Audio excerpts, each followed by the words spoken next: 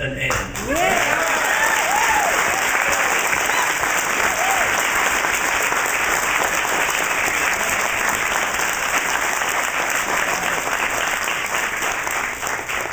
One other thing that we have neglected, a responsibility that we do have, and we haven't done a good job, and that is protecting our national sovereignty. We really, to protect our national defense and our sovereignty, to protect our people, protect our liberties, I don't believe we need to be in these world government programs. I don't think we need to be in the United Nations or the IMF or the World Bank.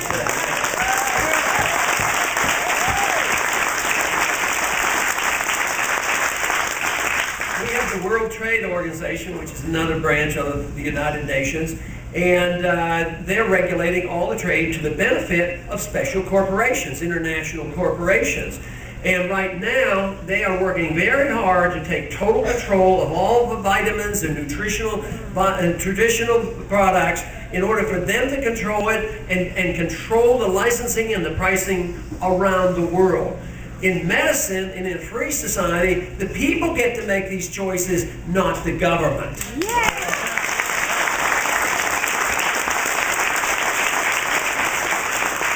This is what happens when we allow our government to take over, say, medical care or educational care. They make all the decisions. And today already we're suffering these consequences. We don't have socialized medicine, but we have corporate medicine because the corporations run medicine. They tell us now which doctor you see first and which ones you see second, which kind of care you're going to get, and you can't buy this, you can't buy that. We need to get control of medical care back in the hands of the people. Okay? The only way we can do that is to be able to allow every cent you spend on medical care to get that off your taxes and get control back. Today we have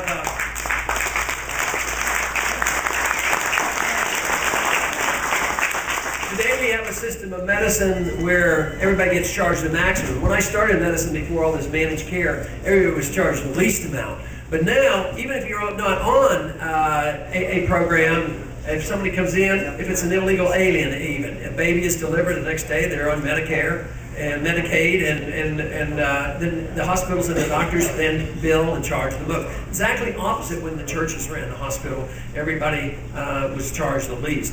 But we don't do a very good job on the responsibility of protecting our borders. We have border guards in Iraq, and we don't protect our borders here, so I say, let's bring all the border guards back here home.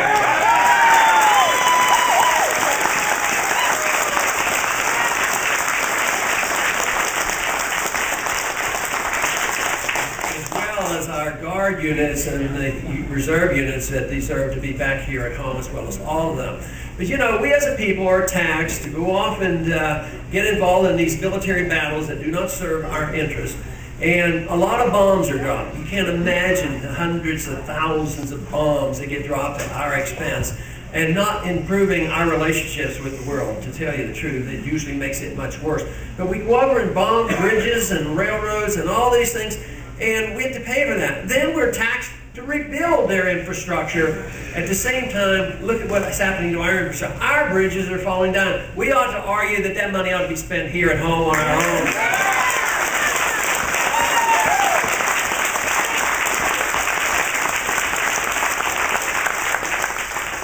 The problems are complex, but the solutions are not difficult. We just have to have faith and confidence that freedom works a lot better than big government. We need to do but one thing, to have only the kind of people that we want in Washington that will read and take their oath of office seriously and obey the Constitution.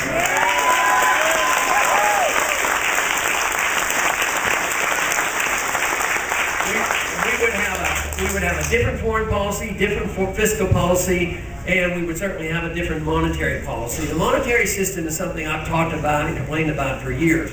Because if we allow our governments just to create money out of thin air at will, they will. They just need money all the time. They tax us to the hilt, then they can't tax anymore. Then they borrow, and then they can't borrow anymore. Or interest rates will go up. So then they keep printing treasury bills, and they turn them over to the Federal Reserve, and the Federal Reserve can create 10 or 15 or $20 billion a day if they need to or want to. And if you create new money every single day, what can it do but lower the value of the dollar? Today, everybody's screaming, well, the Fed has to act. They have to act and lower interest rates and save the economy. Well, this is what they've been doing for 15 or 20 years, always lowering your interest rates. How do they lower interest rates? They print money. That's how they lower interest rates. So you can't solve the problems of inflation with more inflation. So this monetary system is coming to an end. The founders of the country knew exactly what runaway inflation was all about when they looked at the runaway currency of the continental dollar. And that's why they said only gold and silver would be legal tender.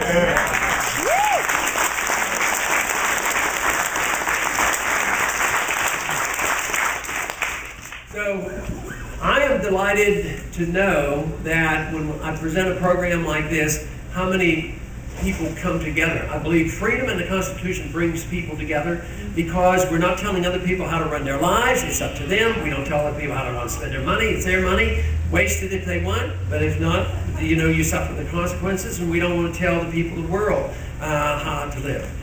But today, we have the opposite. Everything goes to Washington. We can't use our land without the government telling us what to do. And we can't spend our money except for that part the government permits us to keep. So everything is by permission of the government. And as the pie starts to shrink as it is, the only thing that happens is the lobbyists, the special interests, get more aggressive to go to Washington, fighting over this thing. So that's why people become resentful. This person gets this and this person gets that. So the solution is not difficult. What we need to do is believe in ourselves again. Believe and understand what the Constitution means. Understand that we have had the best example in the history of mankind, a best test, and yet it's slipping away from us. We were the freest and the wealthiest country, and if we don't shift gears, going back and turn around and go in the direction of liberty and give it up on the dependency of government, we will lose it. And one thing is when I talk to the young people on the campuses, they do respond very, very favorably. And if they, a lot of times we criticize our public education system and nobody's getting educated. I claim the young people have really learned their arithmetic and they know what they're getting. But just a brief comment on education. It's a good example of doing the wrong thing because the Constitution gives no authority for the federal government to be involved in education.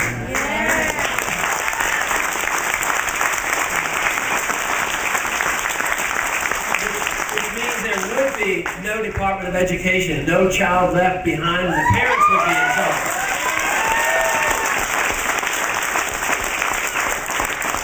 So my suggestion is everybody get out there and participate in the voting on Saturday, and take your friends, and because a big story could be made there if we do well, and it's very important to build some momentum.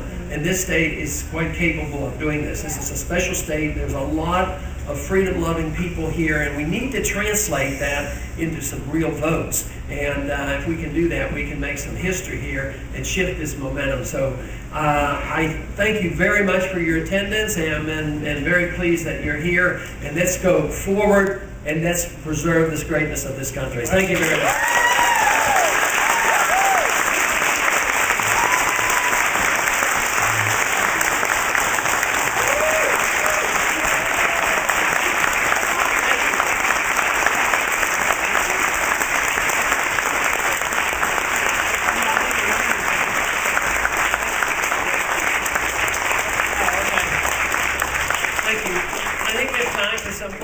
Dr. Paul, I have a question. You're preaching to the choir here. But you need to, what I was curious about is what can be done to make your candidacy more legitimate in the eyes of the press. We have the flock, we have people who basically eliminate you. I wrote a letter to the editor up in Reno because they didn't even announce that on a couple of polls and stuff. And they did change it, put your name back in. But there seems to be some sort of media gap here that could probably work in your favor. Is anything being done about that? Well, there's a limit that can be done because the more they know what we're up to, that we want to change things, change the establishment, get rid of the military-industrial complex, get rid of the banking system, and do away with corporate welfare, all of a sudden, they feel threatened. So I don't think it's an accident or neglect. I think it's very purposeful, to protect their interests. So all we can do is our very best. We do get some attention. There would probably be no campaign at all if I had not even gotten on the debates. That's when we